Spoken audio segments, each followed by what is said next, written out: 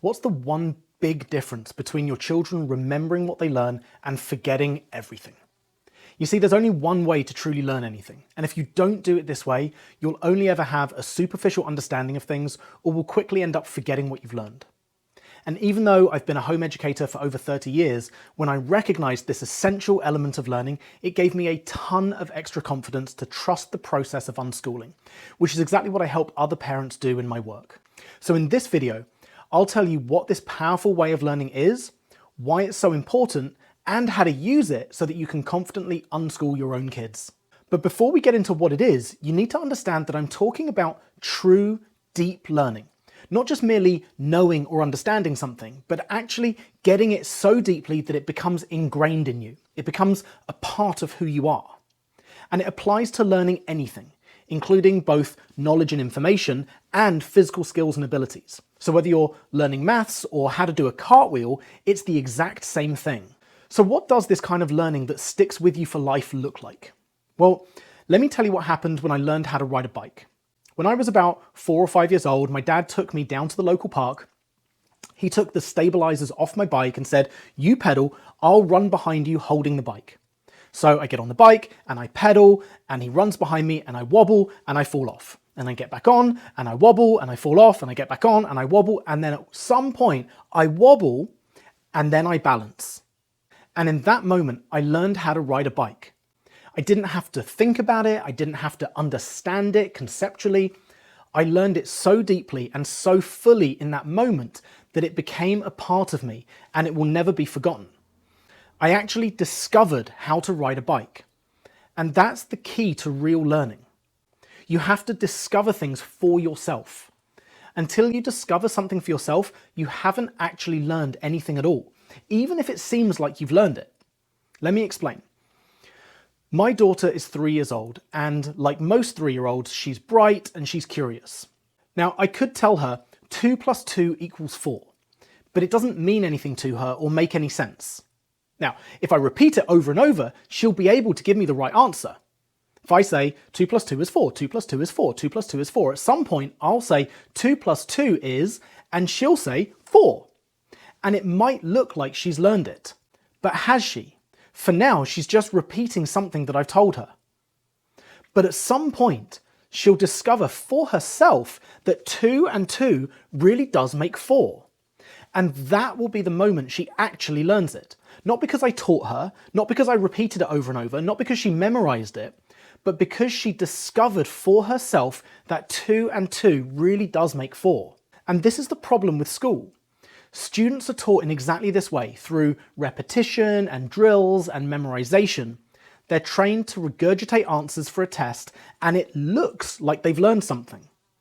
But without discovery, at best they've only gained a superficial understanding of the subject. And because they never discovered that knowledge for themselves, it's easy to forget, so most of it fades away. That's why so many of us only remember a fraction of what we were taught in school. It's not because we weren't smart or because we weren't paying attention, but because information that's memorized without real learning, without discovery, doesn't stick. It doesn't take hold. And this is something I see all the time when I'm supporting parents who are new to home education. So many of us were taught that learning comes from teaching, but real learning happens when kids explore and experiment and make discoveries on their own. When they discover something for themselves, then they truly understand it. Not just as a memorized fact, but as something real and tangible. That's when learning sticks and lasts a lifetime. But here's the problem. Letting them discover for themselves, especially things like reading or maths, can take time. A lot of time, in fact. And waiting for them to learn something for themselves can be frustrating or worrying to parents if it doesn't look like it's happening. But you have to be patient and let that process unfold. That's one of the reasons I created a free Breathing for Patience program. I've put a link to it in the description below if you want to check that out. Because sometimes the hardest part of unschooling, or parenting in general, is taking a step back and letting kids learn in their own way and in their own time. So how do we actually create an environment where our kids naturally discover for themselves without forcing it?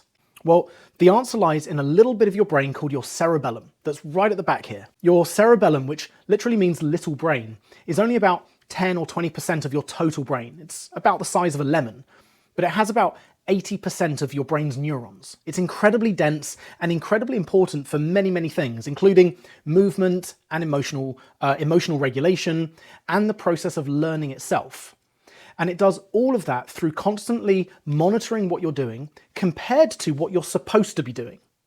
In fact, you could say that your cerebellum's main job is actually error detection. Are you doing what you're intending to do? So every time you try something and it doesn't quite work, your cerebellum notices the mistake and adjusts. And that's exactly what happened when we learned to ride a bike.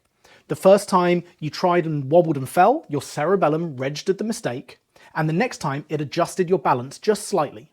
And each time you got back on, your cerebellum refined those tiny adjustments until finally you stayed upright and balanced. And once that happened, you never had to think about it again, because your cerebellum locked in the brain pattern through trial and error. But when kids are just told the answer, none of that happens. There's no error detection, there's no trial and error. So there's no real deep learning. They might memorize the information or understand it, but it never really becomes a part of them. And this is why unschooling works. When you unschool, your kids learn through discovery, not through being taught. They're naturally engaged in this process, constantly making small mistakes, adjusting, refining their understanding through experience.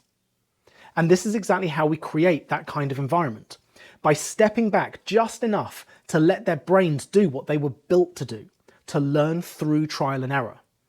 So when I work with parents, this is one of the biggest mindset shifts that we have to focus on, helping them trust the learning process instead of feeling like they need to control it. But discovery is only one small piece of unschooling.